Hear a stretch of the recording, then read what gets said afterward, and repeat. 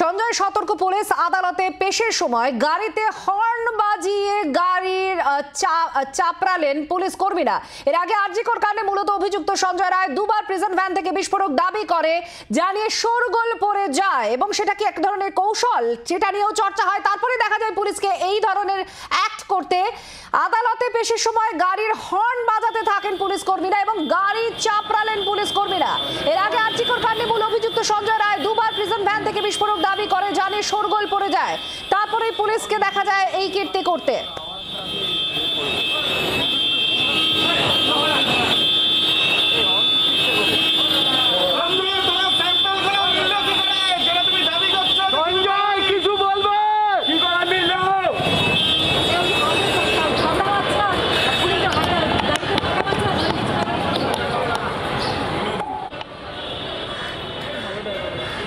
পিয়ালি মিত্র আমাদের প্রতিনিধি সঙ্গে আছেন। পিয়ালি, বিস্ফোরক দাবি এর আগে দুবার সঞ্জয় করেছে, এরপরে কি পুলিশ এই ধরনের অ্যাক্ট করতে শুরু করলো, গাড়ি চাপড়াতে শুরু করলো, হর্ন বাজাতে শুরু করলো?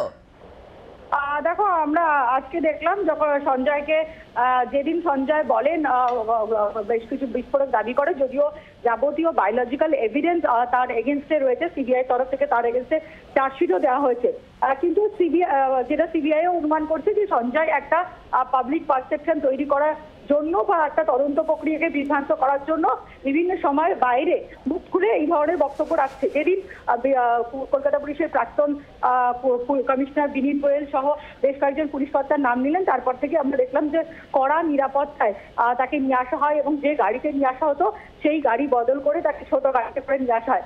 আজকেও তাকে কড়া নিরাপত্তায় স্পেশাল ফোর্সের যে কলকাতা পুলিশের রয়েছে তাদের নিরাপত্তার ঘেরাটোপে তাকে নিয়ে আসা হয় এবং কোর্টের ভেতরে যখন তাকে গাড়ি থেকে নামিয়ে ভেতরে ঢোকানো হচ্ছিল সেই সময় আমরা দেখলাম যে পুলিশের যে প্রিজন ভ্যানের যে হর্ন সেটা বাজানো হচ্ছিল, তার পাশাপাশি গাড়ি চাপড়ানো হচ্ছিল, পুলিশ কর্মীরা গাড়ি চাপড়াচ্ছিলেন, যেটা আমরা আগে একবার দেখেছিলাম যখন কুণাল ঘোষ সিবিআই হাতে গ্রেপ্তার হয়ে জেলবন্দি ছিল তখন দেখেছিলাম। আজকেও কার্যত সেই ছবি কিন্তু আমরা আদালত চত্বরে দেখলাম।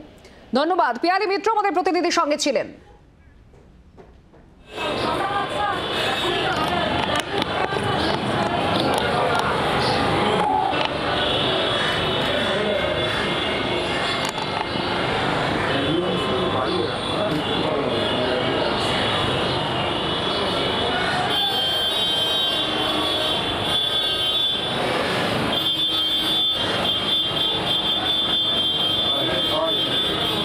সঞ্জয় রায় তাকে আজকে আদালতে পেশ করে পুলিশ, আর অত্যন্ত সতর্ক পুলিশ। আদালতে পেশের সময় গাড়িতে হর্ন এক নাগারে বাজানো হয় আর গাড়িও চাপড়ালেন পুলিশ কর্মীরা। সেই ছবি শব্দ আপনারা শুনতে পাচ্ছেন।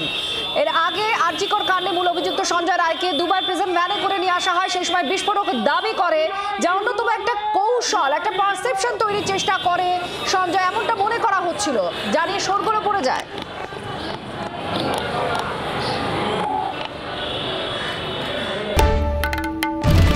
বাংলার আওয়াজ, বাঙালির আবেগ, জি 24 ঘন্টা।